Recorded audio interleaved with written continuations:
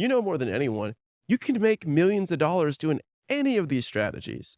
So I'm like, dude, I want to do the one that's most fun for me. And like for me, what really wets my whistle is like, I want to buy some like badass boutique luxury properties, some trophy properties where I can like, somebody sees that and they think of me and they think of me and they see that property and they're like, that's synonymous with each other. All right, guys, welcome to another episode of The Report. Today, I got someone who I've been excited to get on the pod, excited to connect with. He's doing some big stuff in the business, real estate, and podcast space. He's got his own podcast as well. I got my man, Brian Luebben. Brian, welcome to the show, brother. Dude, what is up? I'm so excited to be on here, man. We'll earn every single minute of the listener's time. We're here to drop some bombs, baby. Drop some value. Drop some bombs, man, like Brad Lee says. Dude, so excited to have you on. I think it was Gideon who connected us on Instagram. Yep. And I'm like looking at your content. I'm like, dude, your content is sick. I'm like, we got a lot in common, man. You were a W-2 employee before you got into entrepreneurship, correct? Correct. Yeah. Dude, me too. Now you get a podcast. I got a podcast. You're traveling, which is really badass. Dude, you were in Colombia recently, yeah? Oh, yeah. Medellin, baby. Yeah. I live in Colombia. A couple months out of the year. And then besides that, Austin, Texas is home. But yeah, now it's like what I'm doing right now is we call it earn your summer. So every Q1 and Q2 is we have to do something that's like really, really hard and like earn the ability to go have fun during the summer. So when I left my job, which we'll get into in a second, I was just like, from now on, I want to bake and plan fun intentionally and proactively into my year. So Jesse Itzler calls it like your misogi, which is like your year defining thing. Like what hard thing can I do that bookmarks the year for the rest of my life? So I do that with like a challenging thing, but I also do it with a really fun thing. give me an example of that. Yeah. So for instance, like last year I wrote a book. And the year before that, like I quit my corporate job. So I was just like working the 6-figure job, I was making $250,000 a year. I was number 8 out of 5,079 reps, which whenever somebody says they're at the top of the company, like sometimes that maybe there's 12 people. Like I was number 8 out of 5,079, dude. I was wheeling. And I thought I was going to do that forever until I realized, I looked at my boss's boss, which is advice I would give to people that are listening to this, that are on the fence about, is it time for me to make the leap? Your boss's boss is you in 5 years if you kick ass. If you're crushing it, that's your best case scenario. And I looked at that guy. I was just like, dude, you're overweight. Like you're not seeing your daughters grow up. You're booked in 15-minute increments on your calendar. I was like, so you're telling me that if I kick tail and I'm crushing this, I'm going to have less freedom and less fun in my life? I was like, can't do that. So I started buying real estate, started my own business, left, traveled full time around the world for 8 months. And then ever since that point, now it's like every single year, I'm like, what hard thing can I do? So I wrote the book this year. I haven't identified my hard thing yet of like the difficult thing that I'm doing. So right now we're like completely revamping our business. And then the fun thing that we're doing that's going to bookmark the year is this summer we're doing Europe. I'm doing a month and a half. I'm going to go run with the Bulls in Pamplona. I'm going to go to the south of France, rent a convertible, go all up and down south of France, Monaco, Monte Carlo, Cannes, Saint-Tropez. Then I'm going to go to Venice, ride in the canals, going to go to Egypt, see the pyramids, going to go to Greece, and then skydive Dubai to finish it all off. I love that, man. Yeah. I think a month and a half is like, it's a good size trip to where you can actually really get a good taste of what it's like to kind of have that financial freedom and travel around. And it is the true sense of freedom to be able to travel and see the world. And then if you think about the perspective change when you get to travel for that long, you get to see life and you get to see the world through a different lens. You come back and you're a changed man. Or a changed woman. And dude, I feel you, man. I haven't had a chance to travel too much in the last year and a half because I've just been building it. I've been in the trenches. But this year I do plan to take some time, maybe like around August. August is my birthday month. And I like kind of traveling that time of year. I feel like weather's great, at least in the northern hemisphere, the weather's great. And, you know, a lot of the kids go back to school. So it's a great time for me to travel. So I was thinking of doing something cool. But I love the itinerary that you just mentioned, man. And dude, that's awesome. So tell me, what were you doing with your day job? It sounds like a sales position. Yeah, B2B sales. Okay. So I was doing the least sexy thing possible. And even how I started investing in real estate was the least sexy thing possible. So somebody's listening to this and they're like, hey, how do I quit my job, travel around the world, build my own business? Like, this is the show where we're going to tell them, okay, step by step, this is how you do it in a very non-sexy way. And I've got another phrase like earn your sexy. Like you could do the sexy stuff later. Like you're wheeling and dealing, buying these boutique hotels. Like, you can earn the ability to do that, but in the beginning, you don't start that way. So, like, I was selling uniforms, and I'm actually, like, looking back, I'm so blessed that I had the job that I did because I learned how to sell anything to anyone. Like, I was selling uniforms to factory workers. I worked for I won't say the company, but I was working for this company where it's just like anybody that has a name tag or needs a badge, like we were providing their uniforms, anything from hospitals to restaurants to factory workers. So I learned how to sell to the C-suite. I learned how to sell to the owner of a mechanic shop. And so I learned sales like truly by doing the thing. Selling uniforms. So when you say C-suite, like what kind of uniforms are we talking? So, like, for instance, if you think of like, I'll tell you some of the deals I closed. Like, I closed a national contract with Coca-Cola, Chick-fil-A. They have a lot of factories across the country. And so, like, a lot of the factory workers, like, they'll be wearing like their uniforms because you don't want to get your normal clothes dirty. And then so we'd pick them up, wash them, like bring them new uniforms every single week. So it was like a contract based sale. So it was like a 5-year contract. And so I would go meet with like the CFO of Coca-Cola. Like by the end in the twilight of my career, I was the top. So I was the guy that they would fly out to say, "Hey, we want this national deal done. Like, we're gonna fly you out and like let's get this deal done." And that's what I did. And it was really cool and it was really fun. Until like I just realized that I was driving to work. I had this like small account that was a lead, and I was driving out into the middle of the country. It was in person, and it was like an hour and a half away from my where I was living in North Atlanta at the time in a house hack. And I was just like, I had this moment that so many people listening to this podcast have had or are about to have if you're listening to this show, which is I just would realize there's so much more to my life than what I'm doing here. And I'm the best at what I'm doing. Mm. And like, there's so many people in corporate jobs right now, even yourself included, where you had this realization where you're like, I'm crushing it, but I could do so much more. Like my life is so much more than where I'm at in this cubicle today. And that's what I realized. I was like, why am I selling uniforms? Like, I do, there's so much more to me and that so much more impact that I have to give to the world than doing what I'm doing today. And then like that was like that light bulb moment where I was like, I got to get out of here. I got to do something different and I got to figure out my own path. So, and I agree with you. I mean, I think for me, I got to a place, I was an air traffic controller for 11 years for the FAA as an air traffic controller, and I loved it. And I still like looking back and thinking about the job, like I still miss like working those sessions with, a lot of aircraft and like it's engaging, right? It forces you to think. I do miss that adrenaline rush that will come with it, but I don't miss the shift work and working weekends and nights and holidays. I got to a point where I felt like I was plateauing and I no longer felt like I was growing. And once I reached that, that's when I started really digging into the real estate investing stuff. And I looked at it as a vehicle to get out of that day job. So I guess my question for you is, how did that conversation with real estate investing come to fruition? Because that was the vehicle for you to get out of the day job, right? Yeah. So, I mean, it was more so a change in intention, right? So my love, it is the answer to the question is actually like podcasting. So I was listening to sales podcasts 24/7, which if anybody's trying to get ahead in whatever field that they're doing, especially sales, like here's what I recommend to be the top sales rep in whatever company that you're doing and make 6 figures. To work and from work was an hour for me.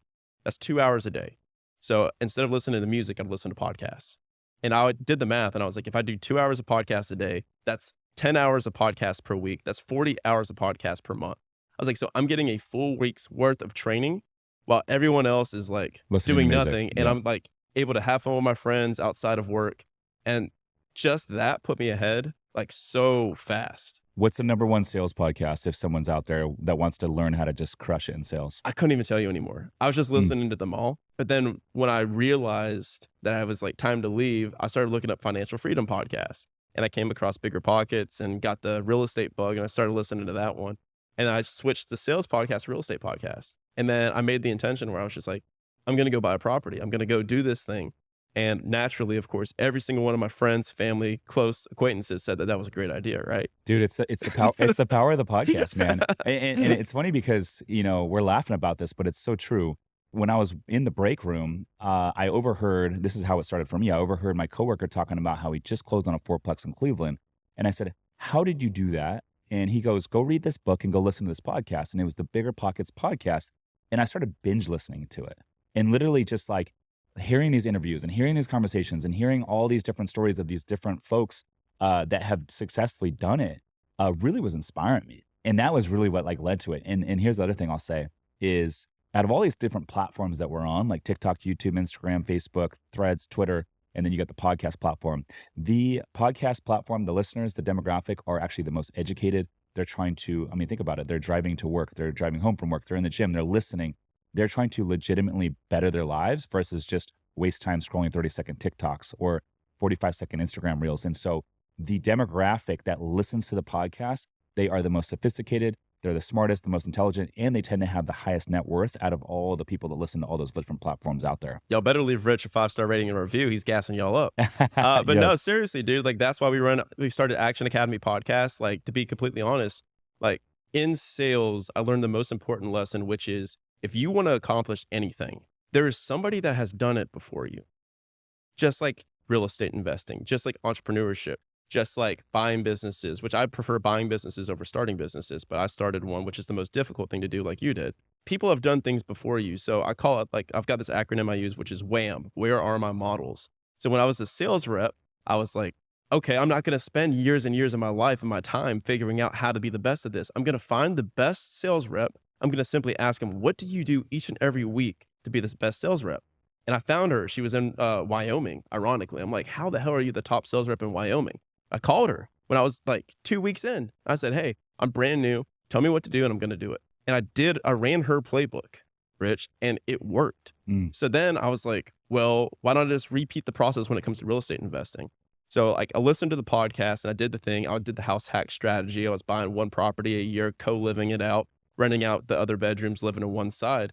And like, that's what built my first $4,000 a month of passive income. And then I realized I make $20,000 a month. Like, this shit's not going to cut it with the time frame that I have.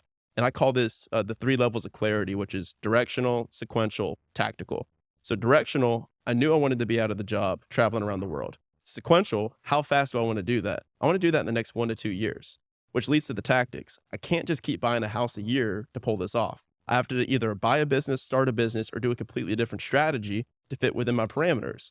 So most people do it backwards. They start with the how and they end with the where. So that's why I recommend they start with the where and they end with the how. And all of this, to land the plane, this all goes back to, how do I figure out how to do the things? So I did the directional, I did the sequential. Now, how do I do the actual strategies? How do I buy commercial real estate? How do I start my business? How do I buy a business? And I didn't know those answers. So I started up the podcast, Action Academy, to just ask the people, like multimillionaires that were financially free, how the hell did you do it? And I did that. And because I did that, I literally just copied their models and I used that to build my own business. And now our tagline is, we hit $1 million of revenue with our personal business from the podcast before we hit 1 million downloads.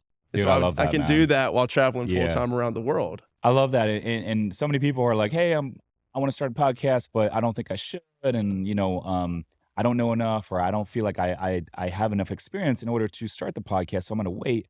But I'm like, I love that you rolled that out. And I did the same thing. I started a podcast, my old one, back in 2019, before I even owned any real estate. I just started interviewing real estate investors, apartment investors. And I just started asking them legitimately questions that I had about my journey. And dude, the value that I got just interviewing folks and having a 1-hour conversation once a week with folks that had a lot of real estate was like, oh my gosh, it's a game changer. And then you build a connection with them. And then, hey, now you have each other's phone numbers. You have any questions, like they'll answer my text or pick up my phone call if I had a question. And it was like one of my early podcast episodes, one of the guests actually ended up mentoring me and teaching me like everything I know today, from how to raise private capital, how to put together these deals, how to underwrite these larger deals. And that was a game changer. And that was all because I decided to start a podcast before I knew anything about real estate investing. Can I share something about Go that ahead. that's like going to blow people's brains? Yes. So I was golfing with a mentor of mine, and I was really good at getting into these mastermind groups and getting into the rooms, right? Because I was a sales guy. So I was like, I'm going to figure out how to prospect my way into like these guys' worlds and add value in any way that I can. And I was golfing with him and I was talking about the idea of the podcast. And I was like, until I have 100 doors, I feel like that's when I'm going to start the podcast. And he looks at me and he goes, most selfish thing I've ever heard. Selfish? What the hell are you talking about, dude? He's like, you're letting your own fear of other people's opinions directly rob them of access to the information that you have today So good. and the relationships that you have today. You're being selfish. And so a lot of people don't even have a fear of failure. They have a fear of appearance of failure. And so that's where this imposter syndrome comes from. Because if you're in the gym and you're trying to deadlift and nobody's in the gym and you can't pick up the weight, whatever. But if you have an audience, you're like, oh my God, Like I look weak to these people. So when he said that, it completely changed everything in my brain. And I was just like, dude, I owe it to other people to expose them to the relationships that I have privately and learn in the process. So now our podcast is literally, I'm like, hey, I can position, and there's two positionings in content. You can position yourself as the enthusiastic beginner or the grizzled veteran. So like for me, no matter how much real estate I buy, no matter how many businesses I build, I always position myself as the beginner. And so right now it's like we've built a couple $1 million companies and it's been super fun. But now it's like my podcast is a journey of how to go from 0 to $10 million a year while traveling full time around the world. And I'm not at $10 million a year yet. So just push that goalpost out and I get to still be the beginner asking other people that do 10 million a year, how the hell did you do it? Mm-hmm. And so it's all a matter of positioning, and it's way more fun to do content that way. Yeah. No, it totally is. And then to break it down a step further, I think you got two types of content. You got entertainment, and you got education. Yeah. And I think for most folks out there, unless you are a celebrity, movie star, athlete, and you already have like a fan base and a bunch of followers, I think education is how you're going to grow the fastest, providing value, right? And, I think you don't need to have a lot of experience to interview people. You don't need to have a lot of experience to document your journey, no matter what stage you are in your entrepreneurship or real estate investing journey. So I always say, man, get out there. Podcast is a game changer. So for any listeners out there right now that are interested or even thought about remotely starting a podcast, I will 100% say, and Brian, I'd love to hear your thoughts. It is the secret sauce. It is the secret sauce because one, it holds you accountable to the relationships that you build. It builds trust. And if you do it every single week for a year, in your case, you're doing how many a week? 5 episodes a week. Across 37 countries, 7 time zones. Look at that. And, it's a game changer because a lot of people are willing to post a little bit on social media, but not a lot of people are willing to put in the work to put out a podcast. And if you look at a lot of the podcasts, a lot of them die after a month, 3 months. Most of them don't make it past 3 months. And so if you can just put one out once a week for 12 months, you're already in the top like few percent, literally. So I don't know. I think it's a secret sauce. And so I would say for anyone out there that's interested, you should do it. Can I give people the secret sauce? Let's hear it. Can I give them the number one tip? How to be a freaking superstar podcaster, superstar social media influencer so they can hit financial freedom? Do 100 podcasts. Do 100 videos. And here's the best part. But Brian, I'm not that good yet. I'm going to suck. Thank God the algorithm exists. Your content is going to be terrible. Your podcast probably isn't going to be that great. Your questions are going to be fluffy. They're not going to be to the point. You're going to have no idea what you're talking about. Good. That's what the algorithm exists for. Your good content gets pushed out more. So yes. Nobody's going to, maybe 17 people, your aunt and maybe a couple of friends, like 17 people will see or listen to that first couple of podcasts. Dude, I was making like, by the time I made like $10,000 a month for my podcast, I had like 2,000 like people listening a month. And now it's like getting up towards 100,000. But it's just like, you don't need that many people, and you get better and you get better and you get better by repeated action. And so people are waiting for the confidence to take action, but it's the taking of the action that builds the confidence. It's so good, dude. And I agree. And here, I'll take it a step further. Like for anyone out there to think or to even have the expectation that you're going to be 10 out of 10. Tim Ferriss, first podcast or first piece of social media content. It's like, it doesn't even make sense, And I go back. I mean, I see stuff from a year ago, even or a year and a half ago. I'm like, ooh. I'm like, dude, I thought that was good back then, but I'm like, it almost makes me cringe, I was actually doing a call with my mastermind last week, and it was basically on content, using social media and podcasting to build your personal brand. And I went back to like look at the last 2 years of content and what worked, what didn't work, and so I was basically like providing like these are the things that work for me. And these are the things that didn't work for me. And I was looking back, I found a screenshot from when I first started like really pushing out content on social media. And it was actually less than 2 years ago. It was 23 months ago exactly to when I started pushing out content. And I had a screenshot of my Instagram handle. I had like 4,000 followers. And I told my mastermind, I said, when I first started pushing out social media content daily, I actually lost followers for like the first 6 weeks before I started gaining followers, because a lot of folks that follow me from high school and college friends and, coworkers, they don't want to see the real estate content. They don't want to see that thing. And so I think that could be very discouraging for a lot of folks to do it for 6 weeks. You start losing followers, and then for you to keep pushing through. And then eventually you start gaining and attracting followers that are into you for whatever that content might be. I don't want to feel annoying. Yes. Yeah. You don't want to feel annoying. You don't want to promote yourself and that sort of thing. But I don't know, man. I was reading Patrick Bet-David's book, one of his books. I'm a big fan of PBD, but he is saying like, dude, like all the big names out there, they shamelessly promote themselves.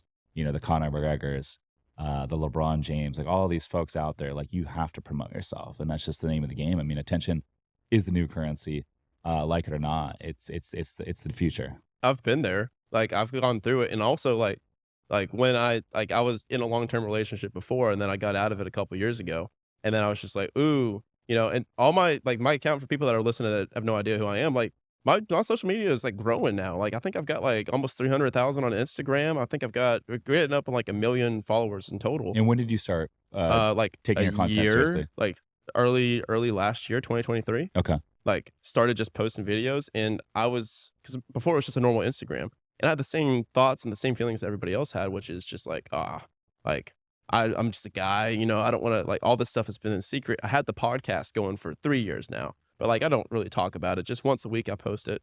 But besides that, I was just like, okay, I'm gonna start actually taking this content thing seriously, because I want to help 1 million people replace corporate with cash flow, and the only way that I can do that is through these videos. And so the only way that I was able to like push through that fear of upsetting like the people that I already knew was, I was like, for each person that I upset that I already know, that's not a person that's actually truly a friend. Because anybody that's truly a friend and is like looking out for me, they're gonna ride with me regardless. So okay, cool. So your fair weather friends are gone. Congratulations, you won. Awesome. Maybe your aunt goes, screw you, Aunt Kathy. Like, you're not financially free now. Like, you don't get to ride on Rich's boat. Right. For each person that leaves, you have 100 people that you're helping and possibly changing their lives. I did one video that was talking about habits. And this wasn't even a banging video, as the kids would say. It wasn't like a 100,000 or 1 million view video. It had 5,000 views. I was like, crap video, right? Fast forward a year later, I left it up. Whatever. Just keep trucking. A woman messaged me and she goes, I watched that video a year ago, and that was the video that convinced me to go to the gym. And I've lost 112 pounds since that point from watching that video. I've never talked to her before. I never talked to her since. She just said, thank you for posting that one video. And that was a video that I thought flopped. So it's just like, you don't know what's happening. I've had people come to me and say, I bought a car wash, dude. And I comment on their Facebook post, dude, that's sick. You just replaced your corporate job. Yeah, I listened to your podcast 7 months ago. You had this guy on that was talking about car washes. And I started taking action from it. You don't know. I mean, and more than anybody, when you're doing a podcast, it's just you're speaking into the void. And you're like, can you guys like tell me if I'm doing okay? Like, are you guys vibing with this? Yes, totally. Right? Yeah. Like, what's up, guys? But like, there's thousands of people that listen to you, that listen to me, and every single bit. That's why I try to like scatter little like nuggets and like takeaways, so that like one phrase, one idea can completely change someone's life. That's what it's about. So what I'm curious, what is your biggest takeaway? I mean, you were a W-2 employee, and you plateaued, you weren't growing, and now you got this podcast and the content, and you're traveling over the world, 30 countries. What is your biggest takeaway looking back? Biggest takeaway looking back is that financial freedom is the beginning of life, not the end. So everyone views financial freedom, all these podcasts, all these books, up to the point where I wrote the book. So I wrote the book From Passive to Passionate: How to Quit Your Job, Grow Your Wealth, Turn Your Passions into Profits. Thank you for the copy, by the way. It's a good looking book. Oh yeah, man. We worked on that cover hard. For people that are listening, we've got like 2 shoes, and that's our dual shoe logo for I like Action how you Academy. got Benjamin Franklin on here on a Yeah, sandal. we've got like a cash flip flop, and we got a corporate Cole Haan shoe that shows the different routes you can take. So the idea is, how do you replace corporate with cash you can make on the beach? And we call that passionate income. And that's my biggest thing is, people act like when you hit financial freedom, you hit that $10,000 a month of passive income, life ends. Congratulations, I won the game. Like, I did it. I did financial freedom. Now what? So like what I tell everybody is, I think genuinely, and you can disagree or agree with me, I think anyone from 0 to financially free with the right intention, with the right community, with the right people, 2 years, 2 to 3 years max, you can hit financial freedom. You're proof of it. I'm proof of it. There's a lot of life to live afterwards. And financial freedom is only the first level of freedom. After that, it's time freedom. And then the last level of freedom is mental and emotional freedom. So it's like, okay, cool. You have your money, right? Let's get everyone rich so they can realize it's not the answer to happiness, right? Because I know you do too, a lot of pissed off, miserable millionaires and billionaires because they didn't do it right. Because now you've got your financial freedom. Now it's time freedom. So show me somebody that makes millions of dollars. I'd be like, all right, let's do a podcast episode. Show me someone that does it but has complete control of their schedule. I'm like, that's a freaking entrepreneur. That's a business owner right there. And it's a huge difference. And that's like maybe 5% of everybody that I meet, where they're like, on a Tuesday, can you like carve out time to do what you want when you want with who you want, right? Truly, which is financial freedom at its core. After you have control of your schedule and you have control of your finances, then you're left with what's called margin. Now you're just like off to the races. You can do anything you want. And that's what I did in July of 2022.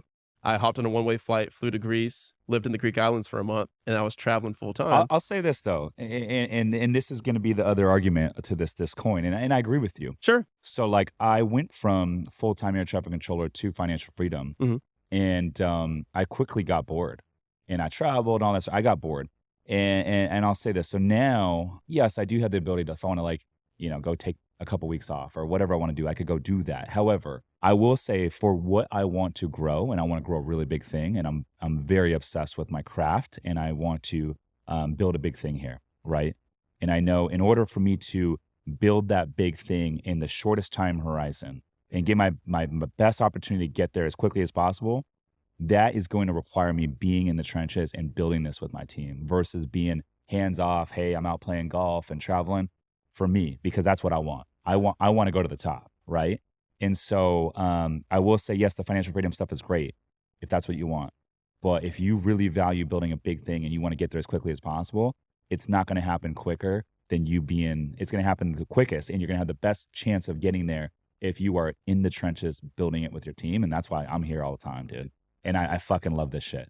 That is the point of everything. If somebody listens to this podcast and gets one point, they think, and I've done 1,000 calls with people, like, because our day job is like, how do you replace $10,000 to $30,000 a month in passive income so that you can quit your job, travel around the world, build your own business? That's the kicker. Build your own business. Because once you're out of your job, everyone was like, okay, cool. Now I'm just going to go lay on the beach and do nothing. Hell no, you're not. Because you have now, once you hit financial freedom, like you're now like maybe like economically free, but you're not emotionally and mentally free. You have to do things. You have to build things. You're an entrepreneur now. You've become a new person. So it's exactly what you just said. I work more today than I've ever worked before in any job that I have. I probably work 80 to 100 hours a week because it's what's required to do the impact and provide like what we're trying to do with our businesses. And I call that passionate income. That's the passionate about That's your book. Yeah. passionate income. But it's by choice. Yeah, but it's by choice because you don't have to do it for the economics, but you choose like, so people talk about financial freedom as like choosing to do what you want when you want with who you want. I argue that it's actually choosing to work on what you want when you want with who you want, because we're supposed to continue working. But now the game is, how can you choose what you work on? Because now you work more because you're fired up about it and you have impact and you have purpose and fulfillment from it. And like, that's what I want to get everybody to. And I don't care if they want to build like something like me and you are building, where you're like, I want to do like massive things, massive portfolios. Even if they want to just like be able to like open up a coffee shop or a bike shop, a mountain bike shop, and like just pick their kids up from school. Hell yeah. But I'll tell you, the worst way to ruin your love of mountain biking is to quit your job and go open up a mountain bike store where you're reliant on the income. Because then if you're in Denver, Colorado, there's 30,000 mountain bike shops. And now you're going to be pissed off about it. So what you do is you buy the underlying assets, the real estate, the businesses, the stocks, to provide you the passive income so that you can do that and truly do it for the love of it.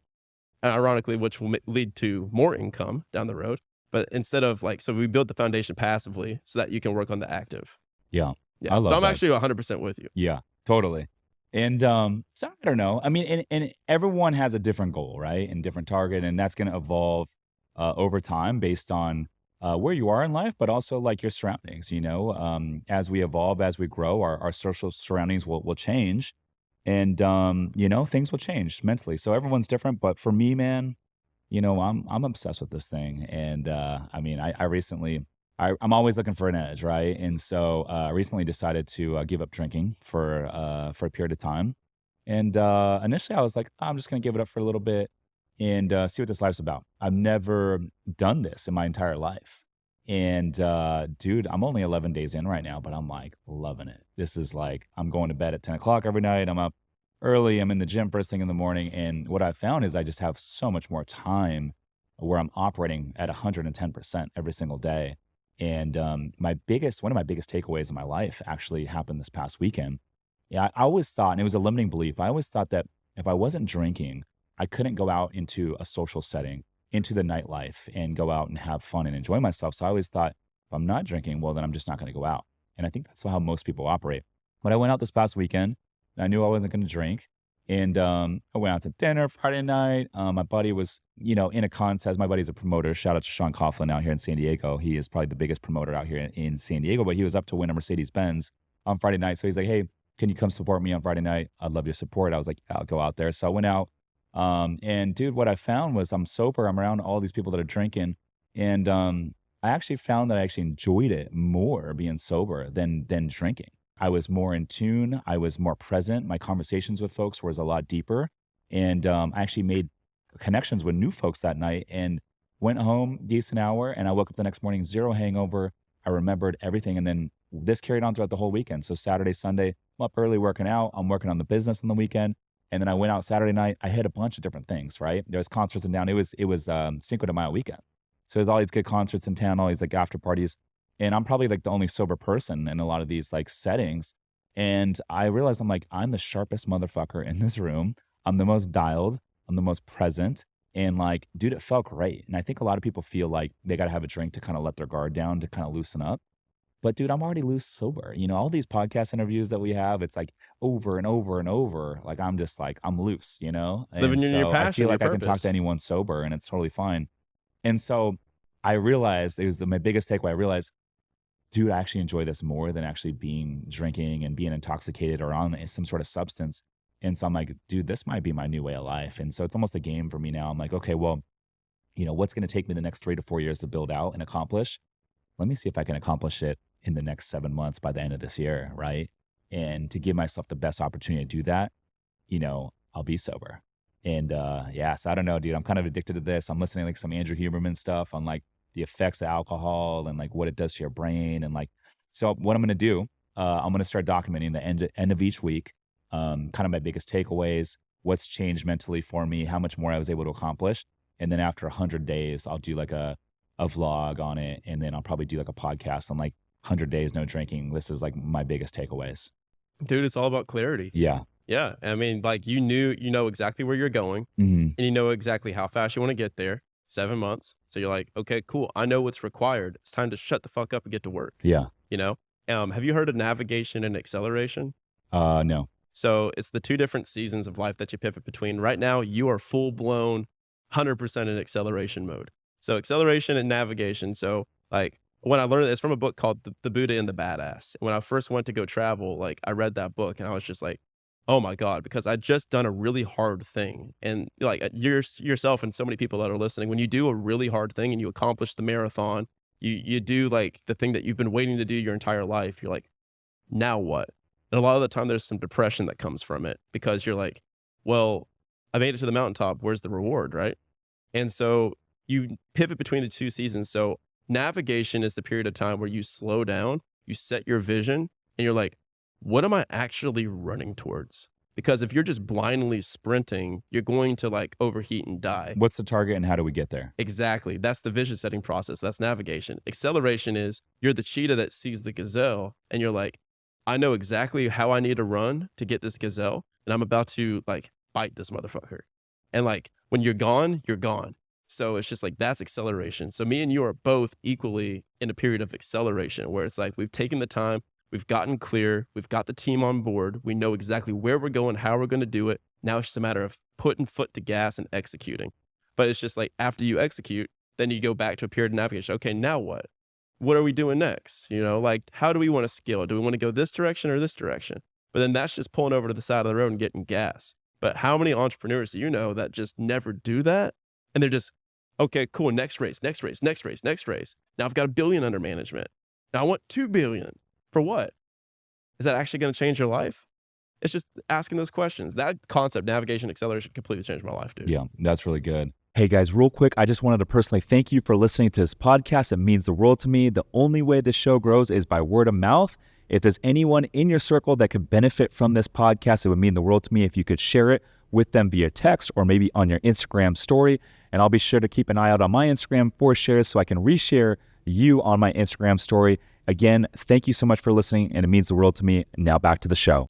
Yeah, man. So I don't know, dude. I realized I'm like, I was able to build all this, by going out and being social and drinking and all that sort of thing. But I'm like, okay, well, how much more can I do now when I'm not drinking? And that was a big takeaway, dude. This past weekend, I must say, this past weekend, I did more than in any other weekend my entire life. It was like I did all the social events at night and I got that fixing because I'm a charismatic dude. I get energy from being out and like socializing and being in the industry and all that sort of thing. Love that stuff. But now I get to do more of that because I'm not set back. And then in the daytime on the weekends, I'm still getting my workouts in and I'm working on the business for where I wasn't doing that before. Exactly. And I'm like, wow, this is like a game changer, dude. And then the end of the weekend comes and I'm like dialed and juiced up, ready for Monday morning. I remember every single little conversation I had throughout the entire weekend. And I'm like, this is pretty freaking cool, dude. Yeah. This is pretty freaking cool, man. This is a whole new world for me. And This is I'm what it's all loving it. about. Yeah. I don't ask people, what's your perfect life? Ask them, what's your perfect Tuesday? Mm. It's easier to quantify. You're like, yo, I don't want to drink. I want to be clear. I want to wake up. I want to have like a clear head. And that's how you're viewing like a Saturday right now. What's a perfect Saturday? Why do you think so many people in America drink to have fun? Dude, I'm there. I used to drink a lot and now I'm drinking a little bit less because I had the same phenomenon as you where it's just like the cost of the hangover doesn't benefit like the ROI is not there. Like, okay, I can go have fun, but what am I sacrificing for that fun? I'm sacrificing an entire day's worth of productivity here. And so I probably will still continue to drink, but I haven't been drunk in a long time, but I'll have a couple. But people doing it just because, I mean, I think it's just you want to like let your guard down and just be like yourself because we all have that voice in our head that's just like, show up this way, do this, say this, be cool. But I think the closer that you can get to just living your truth, like you don't even need alcohol to be that person that's kind of helping you get there. You can just do it. Now, I'm not there yet. I mean, what you just said, like I've done it a couple of times. I'm not 100% there where I can be out and just like be the only sober person and having a blast. My buddy Aaron, he will buy a table for like thousands of dollars and he will always buy the table and he doesn't drink, but he loves the energy and he loves being out there. I'm gonna do that actually this weekend. So we have a yacht meetup this Saturday, and it's 5 to 9, and I'm like, okay, well 9 o'clock hits. We have a lot of people flying in from out of town for this meetup, and so we gotta have something lined up for after. And so I'm like, hey, I'm gonna get a table for a bunch of us, and I'll pay for it, even though I'm not gonna drink. Because I like being out and I like the industry stuff. I think this is just going to be a new season for me to where I'm doing this stuff sober, so I can wake up the next morning and just be freaking dialed, dude. Love it. And yeah, I think a lot of people drink, and I'm looking back to my college days is what I'm thinking of right now. In college you're young, almost everyone drinks in college, and if you didn't drink in college, like you just weren't in the group. And I think back then people drank because it's just the thing you do, and quite frankly, you're around a bunch of strangers and you're in a party atmosphere. Like you drink, it kind of like lets the edge off a little bit. And I think that's why a lot of people still drink today. I feel like a lot of these clubs and a lot of these, bars and restaurants, a lot of them are built for people to have drinks and kind of forget about their work week. But I don't know, dude. I feel like now I'm just a confident man.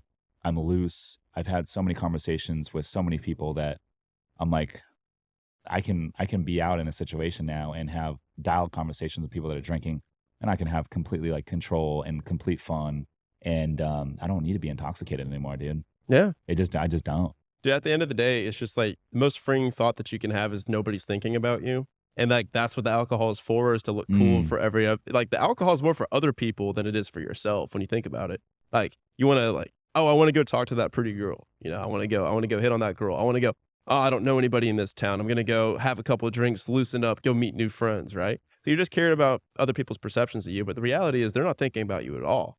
So it's like, even if you go crash and burn, like in your pickup, or you go like meet somebody that don't want to be your friend, they don't want to talk to you.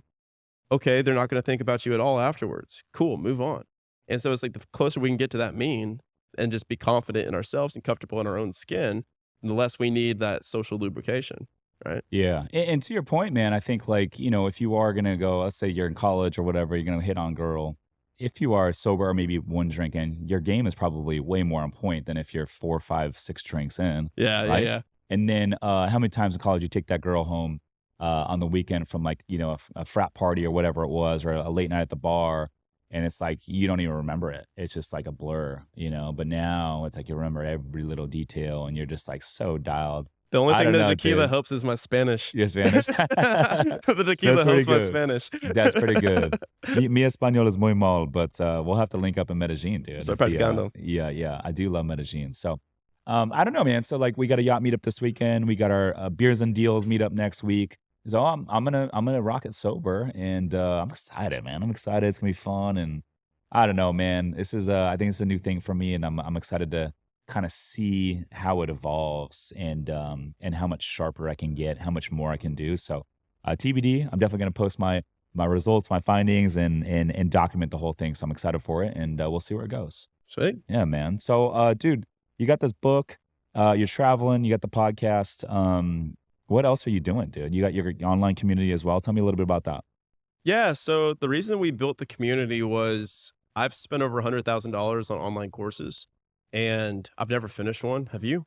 I'm not a big course guy. I Well, love communities. exactly. I love communities, I but love I don't. communities too. I'm not a big course So guy. I called my shot on Brandon Turner's podcast. And I'll call it here too. I think online courses are going to phase out over the next 5 years. And I think that the people that pivot to the community model and that do it the best and do it right now and like get ahead of the game are going to be the ones that see the asymmetric return over the next 5 to 10 years. I think the people that have the best communities will build like in 2008, like after that, there was a huge opportunity in the like real estate world, right? I view that same as today with community because now we're out like COVID was our 2008. Now people are craving to be around people like them. And so like for us, for our community, like I realized, okay, cool, these online courses, how many courses are there that teach you how to buy hotels, how to buy multifamily, how to flip houses, all this different stuff. And I'm friends with the people that are doing them and they make millions of dollars doing it. But I'm just saying like for me personally, and for you and a lot of people listening, I'm like, dude, I don't care if this course has the best information, hundreds of hours of it. I don't have the attention span to sit here after work or after what I'm doing and implement this. You need systems and you need community and you need like a container and accountability to actually pull it off. So for us, we were just like, let's build that.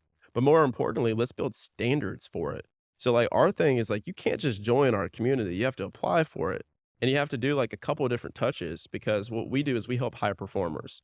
So we help people that already are making, and we just have it. You don't have to make $100,000 to $600,000 a year, but it's a pretty good indication that you're a high performer in what you do. So we tell everybody you need accountability, access, and massive levels of action. We don't help with the action part. So we track engagement in our group because just like you've probably been in communities, you'll have 700 people in a Facebook group. You'll have 7 people talking. And so when people join our thing, we're like, we track everybody's engagement, everybody's like connections, and we see what they're doing. We have a full-time person that's their one job is to track the community engagement. And as soon as we see somebody that's like 30, 60 days disengaged, they're not doing anything, they're not submitting deals, they're not even looking or talking to anybody, we kick them out. Mm-hmm. So like that is our group. That is my baby, dude. Like running this business is like my child. We have about 300 members now. It's all I focus on. Our goal is to help 1 million people replace corporate with cash flow. And it's like literally like my life's passion. And I can go into like how we built the business. I've shared that on podcasts before and it's helped a lot of people. We did it in a way that's really predictable and scalable. Let's do that, man. Let's talk about it. So you talked about kind of how it came to fruition, but how did you go out there and build it? How did you get your first handful of members? Yeah. So I did this before I had a following. So you can do this with 0 following, just like a handful of people that you can just, if you follow this process and you do it the right way, you can build any business. This is how I built every single business that I've got right now. I've got 1.5 7-figure companies because the other one's going to hit 7 figures at the end of this year. So this would work for someone that has an online fitness training, Anything. weight loss coaching program online, anything like that. Anything. Yeah. Okay. So what you do first is you do the thing yourself. Simple, right? But nobody talks about that. Yeah. Like do So the thing. Go get in good shape. Go get in good shape. Great. Document your process doing it. Start with the content. Just post about what you're doing. All right. It all begins with content. So we start there and we start sharing like, hey, I did this diet, this training plan, just to use fitness as an example. All right. Eventually you'll get to a point where you have inbound messages that are asking you for help. And then you'll get maybe 2 DMs, 10 DMs a week. Once you get to a point where you're getting like 5 to 10 messages a week from strangers or your friends that are asking for help, then you're like, oh, okay, cool. You don't set up a course yet. You don't set up anything paid yet. What you do is you say, cool, I'm going to go like hop on calls with you and help you guys for free. That's where you start. So you create a free resource to collect their email because everything is email list. Like that's where the money is made Yeah, in some sort of lead magnet. some sort of lead magnet. So give something away for free, or you coach them for free. And this is called finding product market fit. Yeah. So what I did You personally do like was a free challenge or something like that. yeah. So what I did personally for Action Academy was we had the podcast. People started DMing me while I was in Brazil, and they're like, "How the fuck are you doing this? Like, how are you pulling this off?" And then like I was getting like 20 to 50 DMs a week, and this was with 4,000 followers, nothing crazy. And so I was like, you know what? Like, I'll do something. I don't know what I want to build, so I'm gonna ask you guys, and we'll build it together. So I was like, I'll do 100 free coaching calls for 15 minutes with you guys. It took me a month and a half to do. But I did 100 calls and I asked all of them the same questions. Where are we at today? Where are we trying to get to? What are the roadblocks that are preventing you from getting there? And I would take notes every single call. And what I did was I built the business from the customer feedback. So what most people do is they build a business and then they present it to the customer at the back end, right? And they're like, hey, I built this thing. It took me a year. Nobody wants it because you didn't solve for the right problem. Mm. So you start with the problem and then you build the solution. So for me, I was like, what do you need? And everyone's like, I'm lacking clarity. I don't know where I'm going. I'm lacking confidence. I've never done a big deal before. How would I do that? I'm lacking community. I'm not around other people that are doing big deals like this or people to hold me accountable. And lastly, I'm lacking capital, dude. I don't know where people raise millions of dollars. I don't know how to do that. I was like, sick. Okay, cool. I'm going to go create that resource for you for all four of those things. And so after these calls, I know my customer like the back of my freaking hand. Then I go create the paid thing and I go back to those first 100 people that I helped for free. And that's my core, like my core client base. And now I go to them, I say, hey, like I built the thing. And like literally for me, it was an email that said, hey, built this thing, $1,500 question mark. And I would just put like my Cash App and my Venmo. And I made $100,000 living in Brazil in like 24 hours with no bank account, no landing page, no marketing, Just no like business. an email said, what are the chances you would pay $1,500? Because I gave them so much value for free. Yeah. Like I helped them and I gave them the answers and I said, hey, I don't have anything for you yet. They're like, we want more.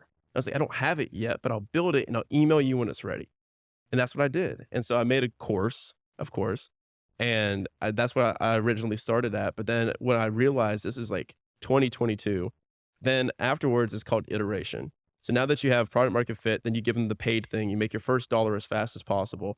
Now you iterate based off of the feedback. So now I go to the people and I say, what do you like? What do you hate? What should I change? And they're like, the education's good. The information's cool. But what we really love is the people. And I said, wrong business model. So I swapped the business model from a paid course to a free community to a paid community with a free course. And so that was our final pivot. So to summarize everything and recap it, post content about what you're doing, do the thing, have a free offer to where you're directly talking to your customer and you're interviewing them. You're not pitching them. You're asking them what they want, what they need help with. Build that thing, which is called a minimum viable product, an MVP. It's not the final thing, but tell them, hey, like I'm doing this thing. I have no idea what I'm doing. It's the first version. It's going to be $5,000. I'll give it to you for $1,500 as a discount, but I'm going to need you to help me build this and give me feedback here. So then at that point, that's your MVP. Then you iterate, and then that's where you release your final product to the public. And that's what we did. Now we do 1.4 million a year, and it's super fun.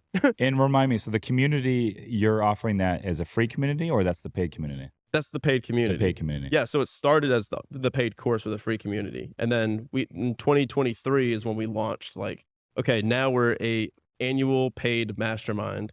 And then we just made that free course, the onboarding. We just give it for free. One thing I learned with our community is yes, the real value is the community and the connections, access to all the members in the community. That's the real value. And so, how do you keep the community high is you say no to folks that don't fit the mold. If they don't meet the criteria, you don't let them in, because once you start jeopardizing the quality of the folks in the group, it's going to bring the whole group down. But you keep it high quality, keep it high, high quality members, forward thinking people of abundance that are doing big things, then it sells itself. Yeah, that's why we only do 30 members a month. We found that to be our sweet spot. As far as onboarding? Yeah. Because do you just do like one onboarding a month, or how does that work? No, it's a rolling onboarding, but it's just like we have like a 90-day like cohort. So when everybody goes, like they have like personal coaching, they have group coaching, but at the end of the day, like, we just realized if we introduce more than 30 people, the 30 new members into the community at like a given time in 1 month, it kind of like floods it a little bit. Hmm. It's a little bit too much newness. We have like 300 members. So to grow 10% in 1 month would be like a little much. So I know that I'm leaving revenue on the table. We don't do paid ads. We don't do anything. So it's just all organic inbounds. So I know that I'm leaving money on the table, but I feel it's the correct thing because those 30 people get assimilated and like really connected within that group, and we can really provide them like that one-on-one. And then it gets to, okay, cool. Now we can get the next 30, the next 30. So it's just a matter of what business model do you want to run. For us, we were like, we'd rather charge more, and we continuously increase the price. We'd rather charge more with less people instead of doing like more people for less. Totally. It's just whatever your preference is. Yeah, and I think by going that route, you will naturally or organically keep the quality of the group higher, Bingo. Yep. if you would. And then you mentioned that you do online, or not online, but you do retreats. Talk a little bit about that. Yeah, so the retreats are everything. So that all started, I did it the exact same way to like prove out the model that I literally just talked about. Did the same thing with the retreat.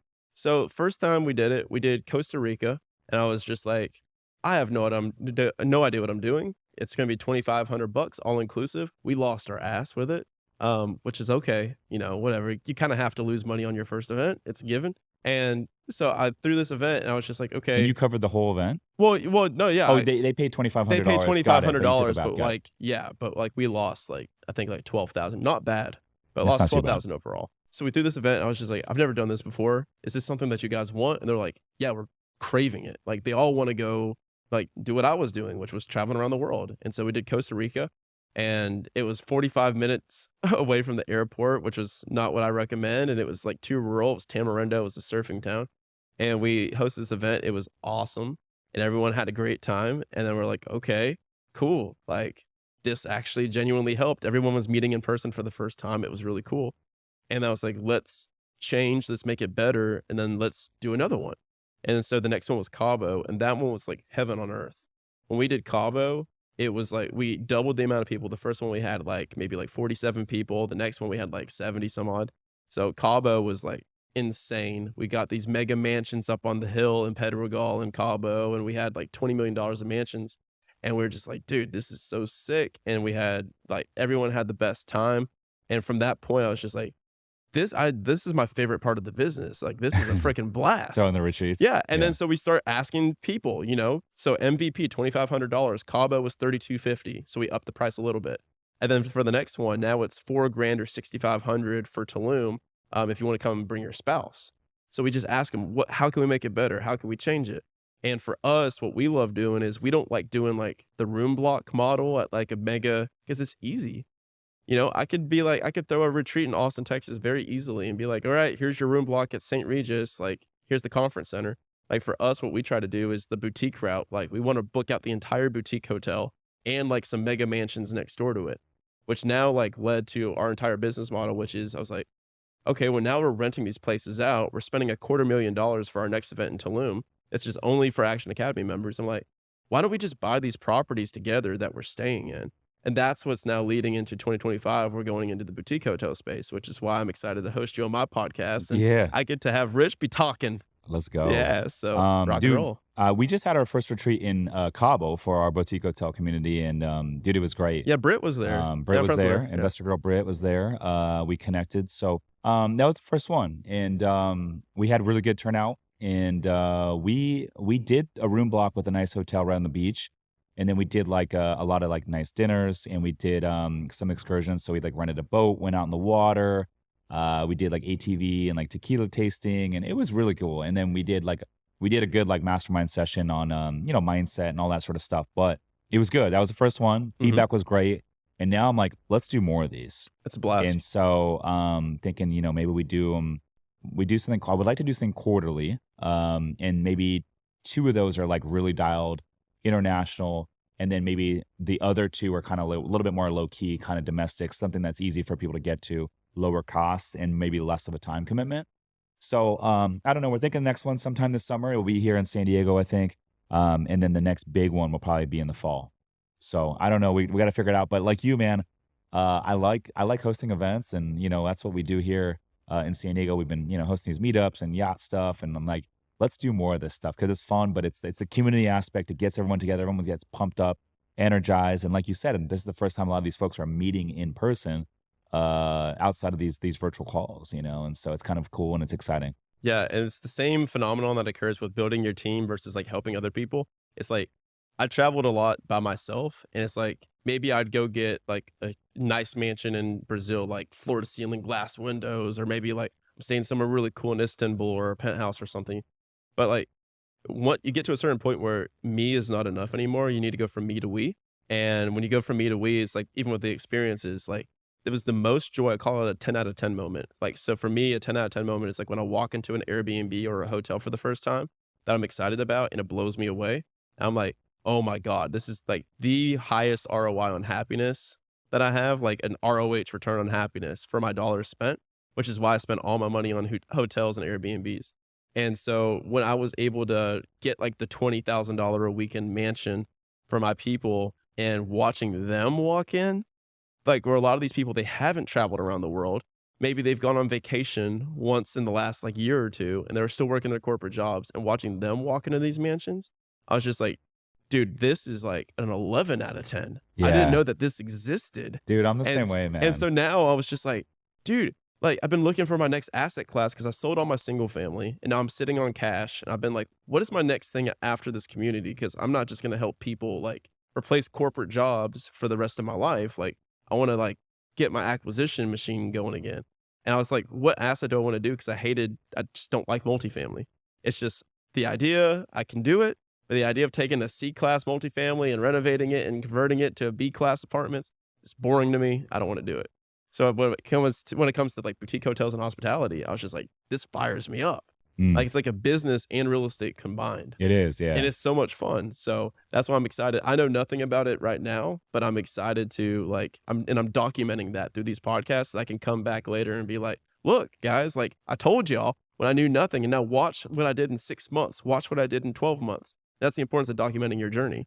Instead of just popping up out of nowhere and being like, oh, look at what I did. Dude, I love what you said though, and I'm the same way. You said that you know, you like doing these cool experiences because you get to share it with others. You get to see their mindset shift, and they get inspired as well. And Yeah. so it's a whole shift in mindset.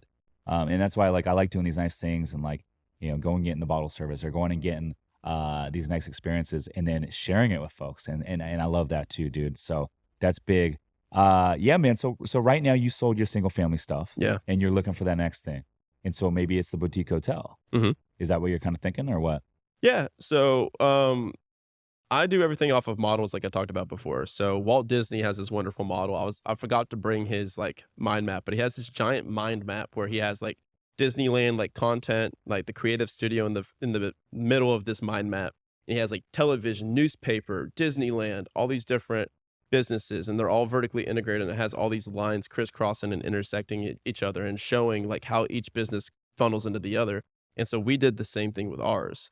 So the first business that we built off the back of the podcast was the community. So Action Academy podcast, Action Academy community. And then that led into Action Academy travel, like Sexton World, which is my company for the travel events company. And then now that's leading into the boutique fund. So now we're going to do boutique hotels that all funnels into that.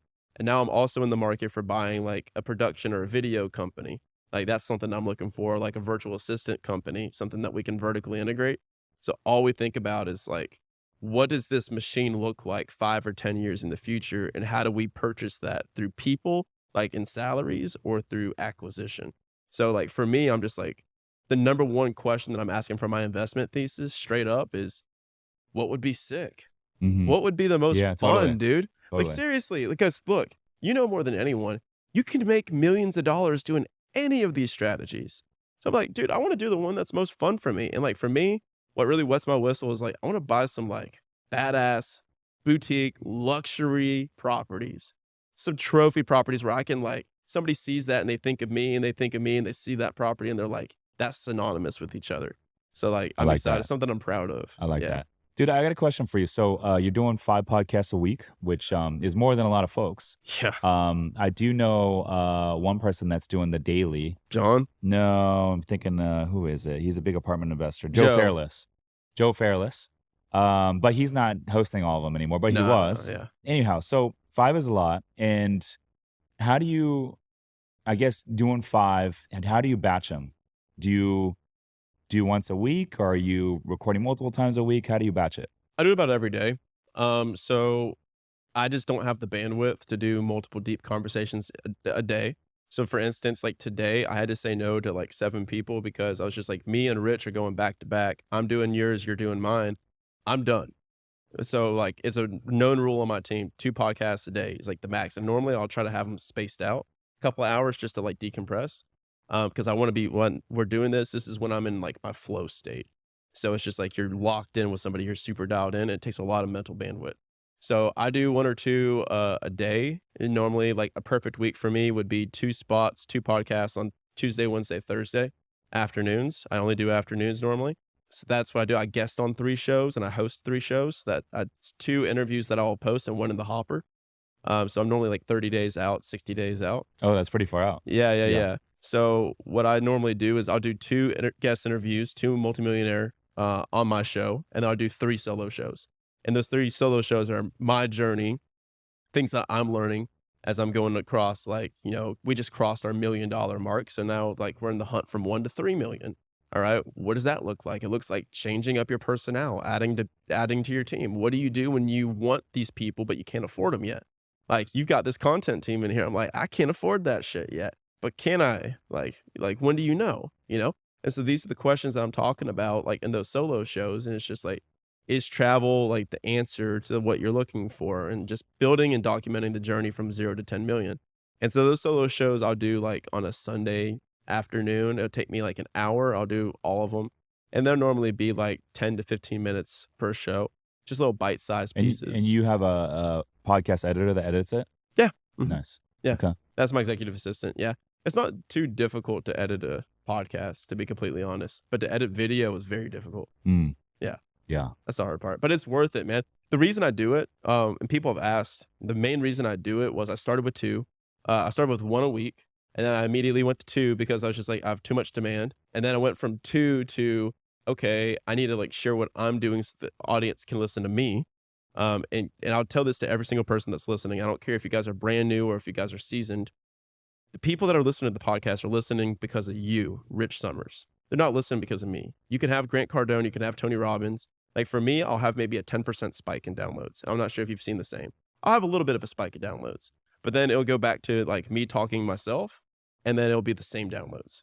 So it's just like people are listening for the guest's perspective combined with yours because they can go listen to the guests on another show if they wanted to. Yeah. Dude, I had a big takeaway, and it was kind of humbling. I had an old podcast for 3 years with 2 old partners. It was called the Multifamily Takeoff. And we were buying real estate together. We all quit our jobs together. And it was a successful partnership, but I decided to remove myself from the partnership because I realized I was not going to reach my full potential under that structure. And it was a tough decision. And so I told him, I said, you guys keep the podcast. I'm going to start my own. And so I started this one. I took everything I liked and didn't like about the old one, and I made it into this. But I still had the login for like their old podcast. And after I left, I saw their downloads completely plummet. And I was like, oh my God, that was like, I didn't realize that so many people were listening because of me. And that was like, that gave me a lot of confidence. So when I started this one, that gave me a lot of confidence, right? Yeah. And so to your point, it's like, yeah, you're right. When we bring on bigger guests, yeah, we get a little spike in downloads, but Not much. but you're right. A lot of people are listening because of the host, which is definitely really humbling. Yeah, and I did that Monday. So then I was like, okay, now I'm doing 1 solo show per week and then 2 guests. And I'm doing 3 episodes a week. And the God's honest truth to why I upped it to 5 was I was just really pissed off whenever I would have like the spike in downloads, and then I would have the day I didn't do one, it would drop, and then it'd come back up when I did another episode. And I was just like, well, how much more work would it be for me to do 2 more 10-minute episodes? I was like, I could do that. And I started that like 2 years ago. And now ever since, like every single day, it keeps me sharp. It keeps me thinking about content. It keeps me meeting new people. And now like not everyone's going to listen to every episode, but the intention is every single day when you open up your podcast player and you refresh it, I'm at the top every single day. And you're like, well, let me go check and see which one of these 2 or 3 episodes really talked to me this week. Because sometimes they're on social media, sometimes they're on multifamily, sometimes they're on business acquisition.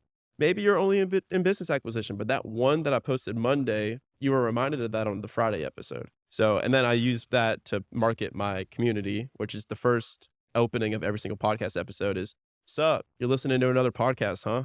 Want to do something about it? Awesome. Information's not the answer. Implementation is. If you guys want to check out the community, click the link, book a 15-minute intro call. Happy to coach for free and see if it's a fit. Yeah, I love And that. that's every single podcast. And you Yeah. just do that live, or it's pre-recorded? I do it live. I mean, Yeah. it's that easy. Yeah, Yeah. I like that. What you just go out Monday through Friday, once a day? Yeah, Monday through Friday. Yeah, we started off with 2 with this one. So my old podcast was once a week, and that was on a Monday morning. And we committed to it, so we stuck to it. But what I realized, a lot of holidays fall on Mondays, so a lot of people don't want to listen on Monday, and then a lot of you don't want to work on a holiday. So this one we did Tuesday, Thursday mornings. To start, we did 2 a week, and then about I don't know, what do you think, Parker? Like 9 months ago, we decided to go 3 a week. September. So yeah, about 8 or 9 months ago. I think we went to 3 3 a week is perfect. So we go Tuesday, Thursday, Saturday, and we can schedule that to go out. We typically schedule that to go out on a Friday, and then it goes out Saturday morning. And then he convinced me recently to make another hire. So we're going to hire a second full-time content person. And so I'm like, okay, well, how's this going to change the output? So he's like, well, we can do 5 or 6 episodes a week now. And we're not going to record more, but we have so much content from our old stuff that we can go and clip out 12-minute segments on, like, this is a conversation about building your personal brand on social media that I have with Brian. 100%. I do that. This is a segment on whatever. And so it's like little quick hitters, but we can double down on the episodes. And so, we're going to try it. We're gonna bump it up, and it's a way to get more downloads and provide a lot more value too to the listeners. So yeah, I repost old shows too. Like, people are like, it's like taboo, but I'm like, dude, even with my content, like, if I have a video that bangs, I'm like, okay, cool. You gotta like, repurpose that stuff. Yeah, so I've got like a 5-6 month window I normally try to stick to, but like, there's 6 months worth of new listeners that didn't listen to that last time, or maybe somebody didn't see it, and so I'll repost it. I'll just say, and even on my Instagram, like, I'd say probably a quarter of my Instagram videos, I do 2 Instagram videos a day. And so I'm like, every day, 2 every days, day, so 14 a week. That's every single day. Yeah, that's pretty much my standard now. I'll repost them. No, also bang. Yeah. For me now, I'm doing 2 a day, and then some days I'm doing 3.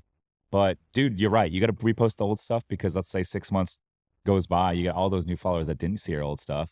And those bangers that you repost, it's a proven video. They'll do even better than the last one. Yeah, dude. No, I mean, like, if I have a video that gets 100,000 views, then I know at minimum it's going to get another 100,000. But a lot of the times, like, if you post it like 3 or 4 times over a year, like, one of them will pop off to 1 million. Yeah. Like, it's just, good content is good content. It is good content, dude. Yeah. I love it.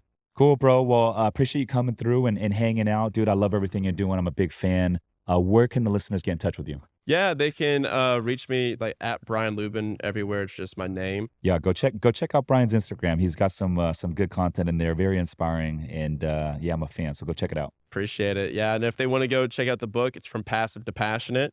It's on Amazon, and you can also go to quityourjob.co.co. I don't have .com, That's but a fancy one, bro. I'm going for those MFers, dude. .co.co? .co. I don't have .com. It's bought by a company in Austin, Texas. Is your email Brian at quityourjob.co? No, my email is Brian at theactionacademy.co. Okay. But yeah, quityourjob.co is our email, our website that's got a bunch of free stuff, so they can check that out too. There it is. Go shoot Brian a follow, and dude, we'll have to connect in maybe Medellin.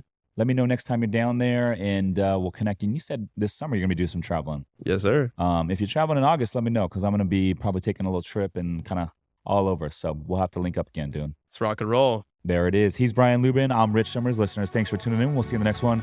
Peace.